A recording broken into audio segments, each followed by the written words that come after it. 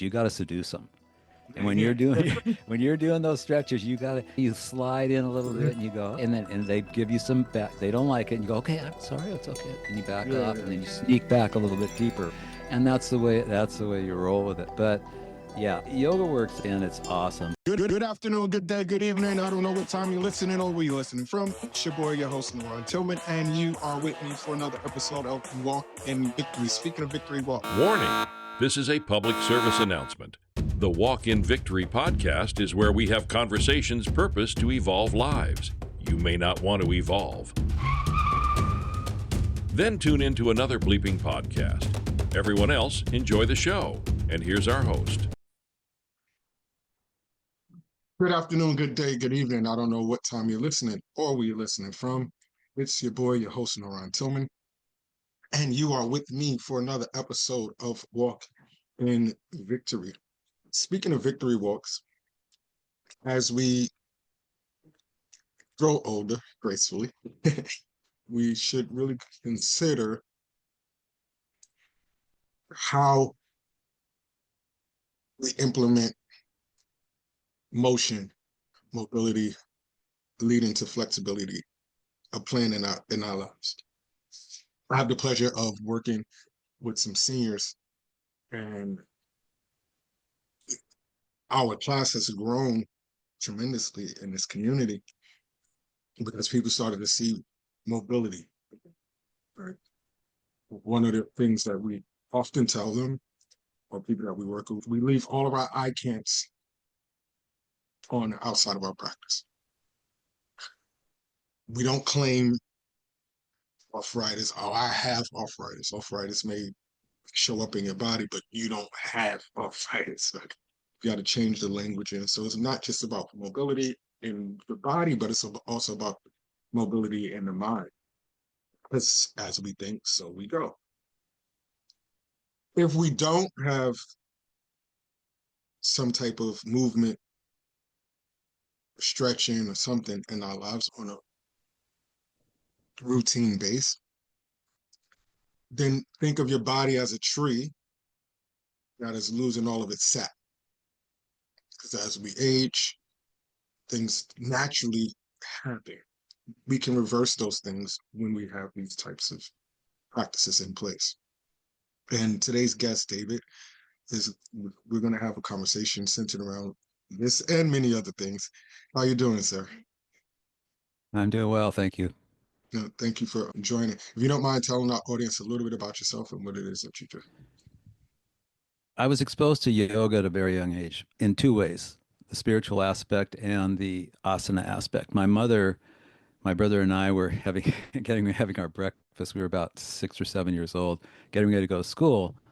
And we lived in Arcadia, which is right near Pasadena, California. And my mom said, oh, there's this yogi and he passed away and his body didn't decay for 20 days. And she had recognized it as something extraordinary.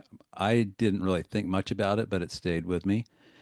And then a couple of years later, she got into yoga asana. She got a book by Swami Shivananda, who was probably one of the earlier guys to promote asana to the West. And my brother and I, we'd do all the postures, and we were pretty good because we were little kids. We were doing lotus headstands and all that kind of stuff. And anyway, so she lost interest, and we forgot about it. And then about 20 years later, I decided to get into martial arts, and I thought, yeah, that yoga would be pretty good for flexibility. And I started doing I got a book by Swami Vishnu Devananda, who happened to be the next generation of Shivananda, what my mom had been involved in a book called Complete Illustrated Book of Yoga. And I always tell people this is not what you're going to find from an Instagram influencer nowadays. The second page, he has a piece of string coming. He's flossing his sinus cavities and stuff like that. So you had to be a little bit fringe to get into yoga back in those days. But I got into it, and then I picked up a book called Autobiography of a Yogi by Paramahansa Yogananda, and I read that. And at the end of the book, there's this discourse from this guy, Harry T. Rowe, Forest Lawn Mortuary in Burbank, that said Paramahansa Yogananda's body had not decayed for 20 days and was unparalleled in their observations and a whole story. And I thought, this is the guy my mom was telling us about at the breakfast table way back then. So I started getting involved in the meditation techniques that SRF does, and that was how it took me into the yoga world. And then About 15 years down the road, went to a yoga class. It was actually a Bikram hot yoga class. And after did the intro deal, which was like $20 for 2 weeks or something like that. And about halfway through the second week, the woman that owned the studio said, I need a teacher and you can do it. And back then they didn't have teacher trainings and all that type of stuff like they do now. And I said, I don't know about it. She says, here, I'll pay you this and you can have free classes. And I said, well, okay, I'll give it a try. And that was how I started teaching. That was almost 30 years ago. I've taught thousands of yoga classes. Since then, I Bikram was something I taught, and then they wanted to do a vinyasa flow class, and I had been into Ashtanga yoga, and so I knew how to do that. And one thing led to another, and that was how I became involved in a long history of teaching yoga. And my focus, I don't do a lot of full-on yoga practices now. I do a lot of stretching and a lot of more therapeutic aimed at the things. When you get older, you need to target the things that prioritize the things that you need to work on more. So I still do a lot of stretching and I do yoga practices, but my focus is on, I've dealt with some illnesses, so I got very involved in researching metabolic health. And so my focus now is helping people 45 and on who are dealing with situations that are age related to achieve improved metabolic health and fitness. And it's interesting what you were saying about the flexibility in movement. It's huge, right? Obviously, if you can't move through space, you're not going to have a good time in this world for sure. And I've broken it down. I used to have a trinity, right, of what I considered to be fitness, the aspects of fitness. It was flexibility, strength, and cardiovascular health. And since then, I've added balance to that because Mm. balance is the first thing that you lose when you age. And that's the first thing you lose if you're drunk or if you're sick or anything. That's why when they give you a drunk test, they don't have you arm wrestle with them to see how strong you are. They have you walk a line. Balance is something you lose very early if you don't maintain it, and it can cause you a lot of problems. You always hear about grandma fell and broke her hip and never really got normal after that. So yeah, that's that, and that's kind of my story in a nutshell. Let's start with balance.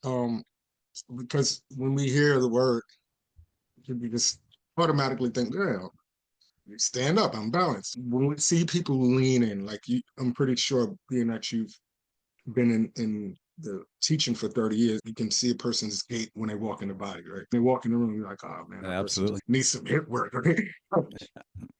Can a person be off balance and not even know it because that's their norm? absolutely. Because all these things, and same thing with all the other aspects of fitness, they happen so slowly. The degeneration happens so slowly that you're not really aware of it until all of a sudden you're tested at it, right? You have a situation where you need to exercise your balance, whatever that may be, or exercise your physical strength, or you go out and you do a fast walk. You don't really realize that until all of a sudden you have to apply one of those and you go, whoa, I've lost some of that. So yeah, absolutely. You can lose any of those without being really consciously aware of it until you get a wake up call.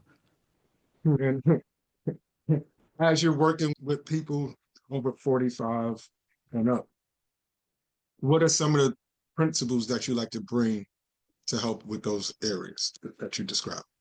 The first thing that you said in your intro is it all starts in your head. The mental, you have to, one of the phrases that I live by, and it came and in a book called, what's it called? Yeah, it don't come to me, but the phrase is argue for your limitations and sure enough, they're yours. Because that's an affirmation. When you say I can't do this, I can't do that, I'm a huge believer in affirmation, visualization, vision boards, the whole thing. I've seen it work too many times to have doubts about it. So you have to create a situation where the person gets rid of those lame beliefs. And this is the saddest thing, and this is what bothers me the most, is I think that people of my generation, people in their 60s and their 70s, are portrayed like with, yeah, you see them with a goofy grin and, this, that, and the other. And they've bought into this thing. I think there's no reason why older people shouldn't embrace. They bought into the thing. It just happens when you get older. It just happens when you get older. That's BS. If you have the will to discipline yourself, and that's the hard one. Discipline's not easy. You can be anything you want. I'm 74 years old. I still surf. I wing foil. I go to the gym and work out. I do yoga, and nobody is looking at me going, "Oh, he's an old geezer." You know what I mean? And that's everybody can be that. Everybody can do that. You might have to start before you're 65 or 70 to really attain the full results. But it can all be done, and it starts in your head. And then it starts with simple movement, simple stretching. Conscious, mindful is a big word nowadays, but your stretching has to be mindful, right? You have to, you're not just sitting there watching you. If you're really good at it, like somebody like you or me who's done a lot of yoga, yeah, you can do some stretching and watch a YouTube video or whatever. But when you're first getting into it, you have to have body awareness. And that's Yeah, part of what you carries on to everything else you do, strength, cardio, everything else.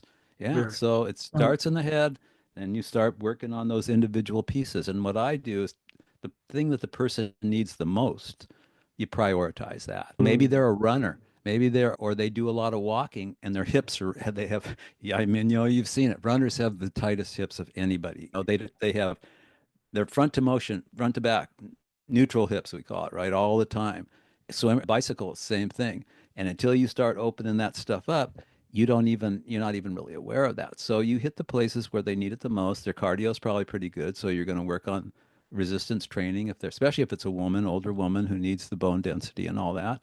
And so, yeah, it's all customized to each and every person. it's so funny because, you know, me practicing Ashtanga for years, become rigid and routine. That's I teach the way that I was taught.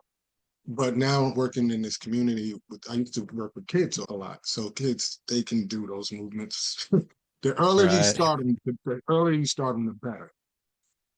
But working with the seniors, I had to really take the language that I knew and target certain areas. So you go in and they say, "Oh man, what can I do for my shoulder? What can I do for my hip?" Because now it's not necessarily about the flow. How can I get up? Is one of the questions that I like sometimes like getting up. Is there a proper way to get up? And it challenged me to think of, all right, what would be a proper way for you to get up out of the chair? What would be a proper way for you to lift package? You have grandmothers who grandchildren don't come visit unless they need something. They're Right. the one lifting and moving. So we go through how to lift the pot, how to move, being mindful of all of the motions and everything so that they can not just be a practice, but can be something that you practice mindfully in everything that you do. Well, it's funny because you and I, having been involved that, and the thing about Ashtanga being, it's a yoga sandwich, right? You've got the beginning series and the end series the same, and then the series in the middle changes. But I think there's value in series because by repeating the same thing, and this is Mhm. not talking about therapeutic, what you were just talking about, but as a general practice, by repeating the same postures, you become so familiar with them and improvement in a faster way, and that encourages you to keep Yeah, going. yeah. But yeah, it's the diagnosing people's issues. And it's funny because we take for granted that this is how you pick something up, this is how you sit up out of the chair. And it's remarkable how many people are not that aware of that and they need the training, they need the help. And that's the value of teaching and coaching and all that kind of stuff. Recently, I've come into awareness of neuroscience and I've been doing a lot of listening and reading. And I find it fascinating that we have this surgence and merging of spirituality and the brain. And all of these conversations that was separate before are now aligning. Integrated. They're Yeah. integrated. How for you, and I know for me too, because my practice actually deepened my spirituality. How do you feel seeing that this is happening and the conversations are becoming more mainline? I think people are life. Okay, we're going to get back to the basics of Buddha, right? Four noble truths. Life is suffering. The cause of suffering is attachment. There's a remedy for that, and the remedy is the Eightfold Path. And people, I think, are life. This is we live in a world of duality. You know that if you've studied yoga at all. There's no, you can't have good without bad. You can't have hope without faith. You can't. We live in a world that's you're going to be subject to the lesser pleasant aspects of life. And I think that with the way the world is now, and according to the yogis, we're evolving into a higher age of awareness, and people are looking for these remedies. Now, I notice I like to give credit where credit is due. Do you believe in that? That Yes, yes. okay? There are a lot of people. It's a big thing nowadays. The whole your brain. transforms the fabric of creation and you can do all this stuff, okay? And that's absolutely true. But I want to tell you, I think it was 1903, James, what was his name? James Allen, I think I have it written down somewhere. Yeah, wrote a book called As a Man Thinketh. Yep. And in that book, he in the preface and the forward, he says this small volume, I'm paraphrasing here, is not meant to be a treatise on the already heavily written about concept of the power of the mind. So in 1903, he'd already read a whole lot of stuff about this. And then along came Think and Grow Rich by Napoleon Hill, Mhm. and it's the exact same stuff.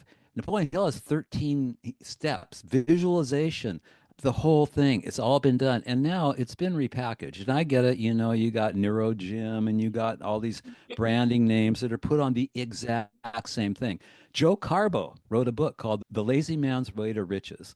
And the first half of it is he calls his Dynapsych, and it's sit down, write out your goals, read them off, close your eyes, imagine it. And he says detail. You don't just say I want a new BMW. You say I want a 2025 black BMW 5 Series with tan interior, and clarity and precision, right, is very important to him. So the stuff that people are branding as their own, it's the same thing with yoga. We see it, the Instagram influencers doing the Yeah, same crap yeah, all the time, right? yeah. It's not new. Nah. But I'm glad that it's being put into a package that can appeal to the masses or in this society, in this generation, because it's valuable stuff. But give credit where it was due. And Yeah, actually, as a man thinketh, that guy got inspired from that, from a parable in the Bible, from in what the I Bible. Yeah, understand. I was about to say. So I started preaching when I was 24. So we have 20, 25 plus years in ministry. I'll be 50 this year. When I got into mindfulness, I did my meditation certification through the Chopra Institute, and I had a chance to work closely with Deepak. In fact, the company that I own now, Urban Yogis, he was one that helped put that together. But I started to learn about the principles, and my yoga teacher, Eddie Stern, high Buddhist, and we did the laws and the limbs and all of those things. I'm looking, I'm like, this stuff is in the Bible. But what happened was, you're only going to see the scriptures as far as your worldview. Amen to that. So there's a passage of scripture that says, "Be anxious for nothing, but in all things through prayer and supplication, let your requests be made known." And it gives you a thinking pattern. It says, instead of being anxious, think on those things which are lovely, think on those things which are pure, think on those things which are of a good report, sing good songs and swelling hymns. And that's always been one of my favorite scriptures. But I really didn't fully understand the length of it and its correlation to mindfulness.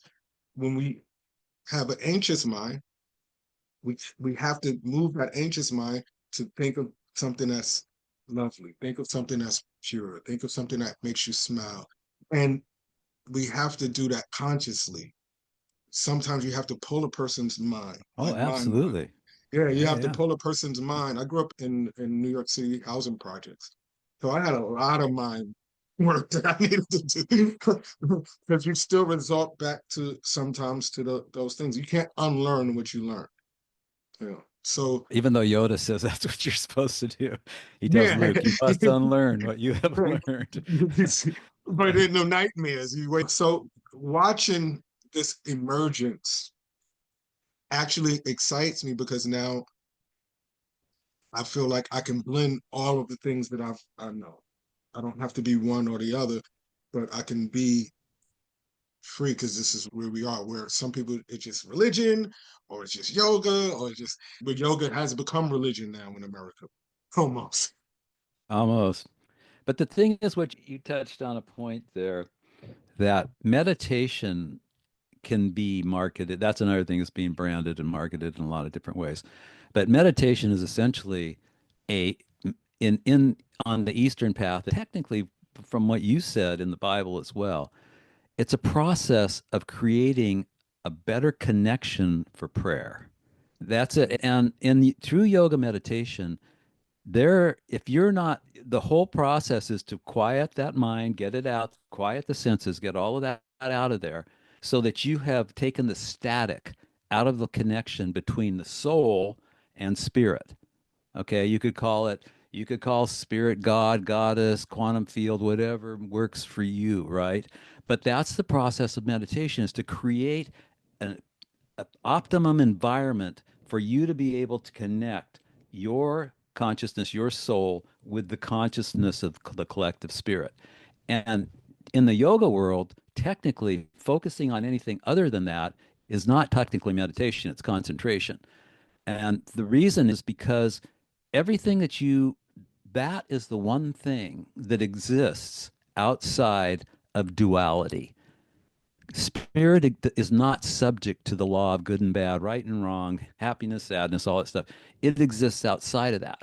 So when you focus on that, you are not attaching, because that's an attachment, right? Anytime you focus on something, you are attaching onto something that does not governed by duality, by the opposites, and that's the purity of it. So I think a lot of times people that are into the Judeo-Christian thing, they hear meditation, they think it's that's creepy Eastern stuff or whatever. But actually, all meditation is a science. It's a process of removing the distractions, calming the restless mind, so that you can connect with your spirituality and whatever you consider and it's not always the same for everybody. I think that the view of God, so to speak, is tailored to the needs of the person that's living that, right? When I first started practicing, when we got to the meditation portion, I would leave. Classic. That's what you need. That's what you needed the most. People That's what I always needed the leave. most. They leave with what they need the most. Exactly. So I was That's like, like I'm the not people doing in Shavasana at the end of class. The people that can't lay in Shavasana that get up and leave before they need that the most. It's so yeah. classic. Yeah. I said, I'm not doing it because I grew up in a costume. Like, oh, I'm not doing that. Bad enough I'm doing yoga. So then my teacher, he notices the teacher sees it all, right? And he says, when we get to the meditation, I want you to focus on the scriptures that you're going to preach this week. And Ah, just that's think a about good advice right there. those scriptures. And I started, and sure enough, by the time the week, so if I practice 3 times in a week and I spend 10 minutes in meditation thinking about that scripture, now it's in my subconscious. I'm seeing it in so many different ways that I've never would have seen it before. Yeah, that was good advice that he gave you for that one, I'll tell you. Yeah, and I'm glad. How important is it to have the right teachers? Because Oh, we have shit. It's huge. yes, yeah, It's you know what huge. I'm And saying? the problem is that the whole concept of a 200-hour teacher training is a joke. Yeah, No, you don't see that. You don't have that perception. You have to be, it's a 10,000 hour thing, 10,000 hours to master something. And I think that if you have a natural inclination and talent for something, you could probably do it in 7 or 8,000 hours. But it takes a lot of teaching to walk into a room and to feel the energy, to see what each person's got going. I always say that I can tell a lot about a person's practice and a lot about their personality in one Sriya Namaskara B. One sun salute B, I can tell a whole lot about what's going on with that person.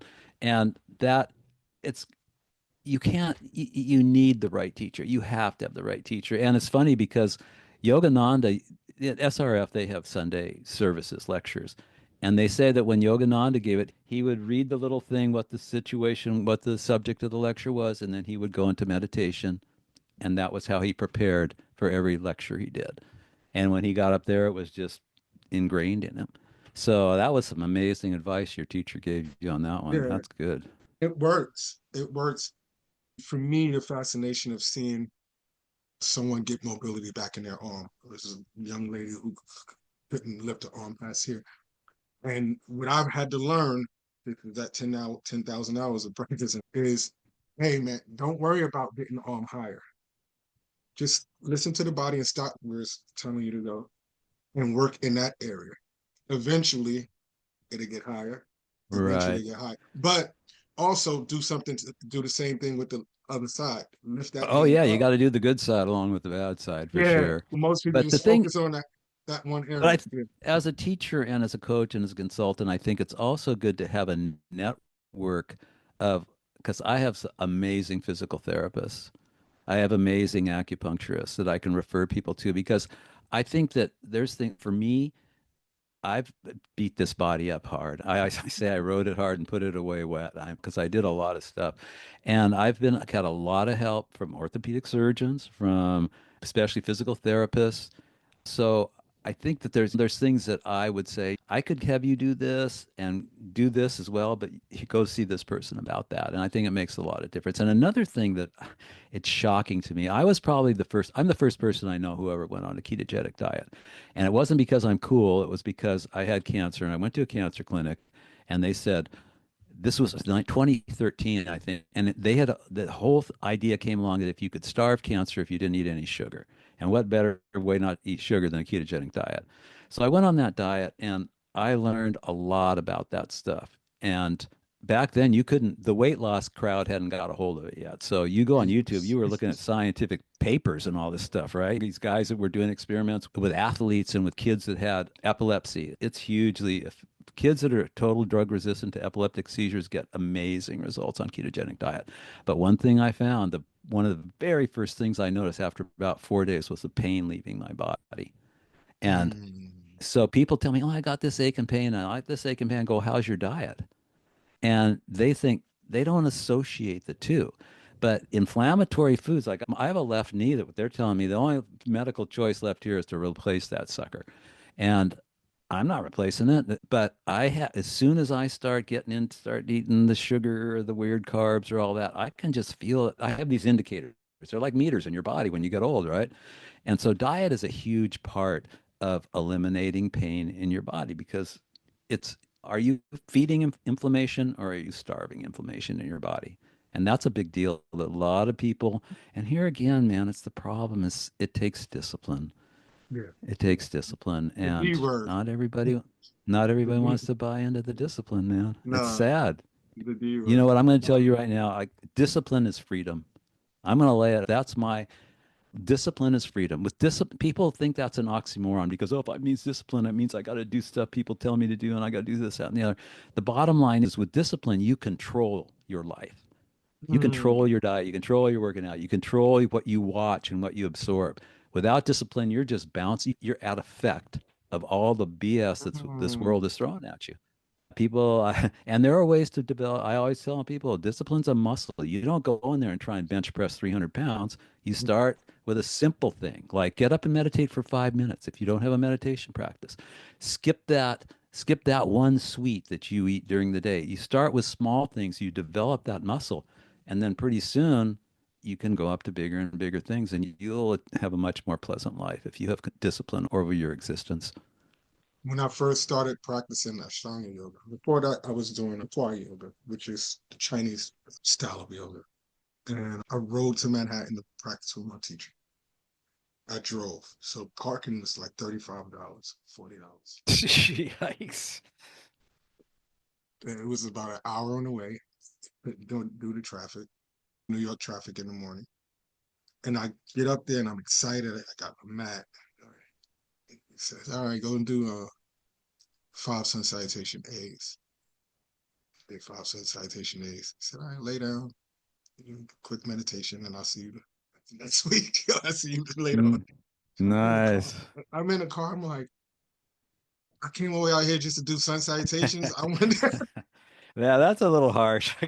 I would have given you a little something, a little bit more than that to make you happy, but especially but the sacrifice like and that story stuck with me. But what discipline, right? He saw in my body, like even if he tried to push me to do like in a week later, we're doing sun salutation B, and now we're starting to do language. All right, now we can do some triangle poses. If he would have did that first day, I probably went with yeah, them sounds like he knew what he hamstrings, was doing. them Yeah. hamstrings and the knees when you're trying to hold it, those twisting positions. But what I've learned is, and this is what I tell people too, that the breath work during the movements is where we take the time to meditate during that movement and listen to the body. A lot of times we practice, but we're not listening. We just want to get that posture.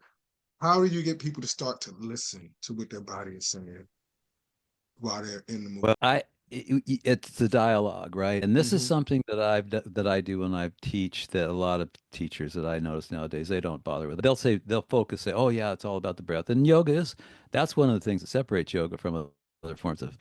When we're talking yoga, we always have to differentiate between the asana aspect and this meditation aspect, because yoga, there are millions of people in India who practice yoga who never do postures. Cautious. It's all devotion, meditation, service, karma. They're on a different trip. But that being said, I think that when you, I'll tell them specifically, this might interest you too. One of my golden rules that I have when I'm doing yoga postures is inhale and align, exhale and expand. And what that means is when I'm inhaling, say I'm doing a forward bend, I'm going to inhale, straighten my legs, straighten my spine. Exhale is where I'm going to expand whatever part of my body needs to let go. This would be the hamstring Mm. case, right? So inhale and align, exhale and expand. So I will dialogue and say in a if they're doing a forward bend, I'll say tip your pelvis forward, get length in your hamstrings. Inhale, lengthen and extend through your heels and your back. Exhale and lean forward with your chest. And so there, I give them cues for the inhale, what to feel in the posture on the inhale and the Mm. exhale. And that just helps gives them something to bring their awareness to. And then I tell them, if you ever find yourself drifting and you're out of your practice, get into that posture, inhale and align it, exhale and move deeper. Back off a little bit, inhale and align it, exhale and move deeper. I'm not a fan of the yin thing, getting into a posture and holding it for a long time, because I think what happens is when the muscles get tired to a point, it starts moving into secondary muscles to support it, and that doesn't support the joints as well. So Mm. I'd rather go into it, back off and let it go, then go into it again and then you can worry about going deeper, or you go to the same edge and you make it more comfortable. That's the two things I practice. If you want to, it depends on how you're feeling that day and what you want. You can go to that edge and try and move deeper, or you can go to that edge and just make it become a more comfortable place to be. So that's how I generally appeal to that. Get a simple thing for people to focus on to get them back into their asana, into that particular posture, and out of there thinking about what they're going to have for lunch or whatever. Yeah. The drifting mind syndrome. I know. I, and that's part of the value of a yoga practice. If you can really focus for even 5 minutes or 10 minutes, you're way ahead of the game over most people Yeah, because we say a little bit of yoga goes a long way. A little bit is better amen than to that. Amen to that, man. a little bit For goes a long sure. way. And so now we're starting to see, and it's been going on for a while, but this fascinating uptick in everything is centered around business, and Yeah. Huh. everything is, and the value, the quality is going down. Are you one that says at least people are doing it, or are you one that pounds the table and say, oh, man, they're making it worse? I grew up in what I think is the golden age of Western American yoga. I was practicing in 73, 74, and that's when Bikram came over. Iyengar established more in the Institute in San Francisco. Patabi Joyce came over for the first time with Ashtanga. Yoga work started going in like the later on the 80s, but they integrated Ashtanga and Iyengar together. And I actually have a YouTube channel called Danon Yoga and Fitness. And the thing is with Danon, it's not the spelling of the yogurt. There's only one in the middle. And I have a little video, you would dig it. It's the history of Vinyasa Flow Yoga. And I have little media, the multimedia stuff, the show, the yoga journal that said Power Yoga, the new Ashtanga wave, and just that whole era. But what I here's my feeling on that, my friend. If you are a yogi and you believe in karma, okay, if you believe that what we are living is what we have created for ourselves, either individually and collectively, the yoga that is being done right now is the yoga that people deserve, for Mm. better or for worse, because that's what the collective karma of yoga and the people practicing it have created. Do I like it? No, because it's a workout to people now. back in the day when you got into it and your teacher was telling you to meditate on your sermon, and we were fascinated by the pranayama, by the meditation. It was people, it wasn't just, oh, I'm going to have a yoga butt. I want to look good in my Lululemon or whatever. It wasn't about that, right? It was a Yeah, whole yeah, different thing. And that's not happening, and it probably will never happen again. But I'm glad people are doing yoga. And if even 2 or 3 or 4 or 5% of those people find the deeper levels of it, then it was worth it. I just think it's sad that with yoga franchises and $4,000 yoga teacher trainings, that pretty much says what it is. It's become a commodity. It's become a business model. yeah. But there's some good stuff still in there. You just got to have Yeah. the right teacher. Shit works. Yeah. But like you said before, you got to have the right teacher. And I think that's why I think that the person who teaches the total beginner has the most responsibility of all of us, because they're going to determine whether that person ever walks in the door of a yoga studio again or whether they say, that sucked, I'm out of here. That's a big Because responsibility. you can hurt people. Absolutely. Absolutely. You can hurt Yeah. people, man. Yeah. Uh, Yeah. but And you know what? That's the thing. I always say that the people, because we all get injured. You can throw your mhm, neck out brushing your teeth. It just yeah, happens. And it happens in yoga as well. But that being said, I wrote a thing for Elephant Journal, and it was about yoga was invented to relieve human suffering. That was the purpose of meditation, to bypass the aspects of human suffering and connect with spirit. And if you are injuring yourself doing an asana practice, you're not only not doing yoga, you're doing anti yoga because you are creating suffering for yourself. That's the exact opposite of what yoga is supposed to do. Yeah, it's that's funny another. because my hamstrings used to be super tight. I did a lot of running. Actually, the first time I practiced yoga, because I was running and I threw my back out. And I was like, I think yoga is supposed to help you stretch. I need to go see that. But my hamstring used to be super tight. And as I got more and it started advancing more, when that start to feel like loosens, that burning in the back of the hand and the quad area, people see me walking. I'm walking like, why are you walking like this? So I just did a yoga class and my hamstrings are trying to go back. They're trying to resist. And they was like, I thought yoga's supposed to relax you. Yeah, yeah, not always. That's that's a thing. Run if you hamstrings are tough. Hamstrings are tough. Don't they're big.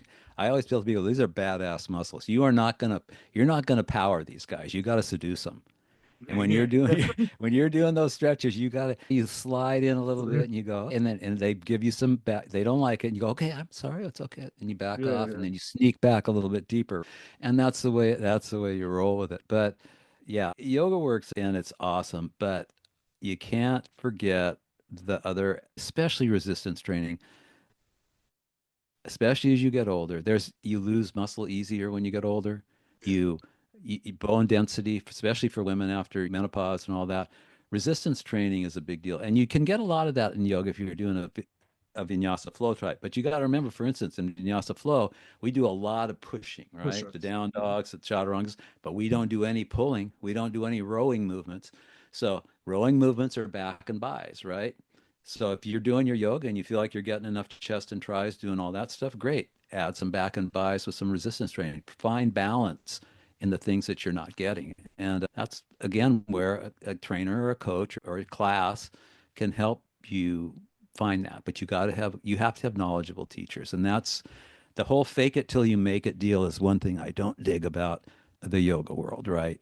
Because there's just too much collateral damage along the way while you're faking it until you're making it. Yeah. Yeah.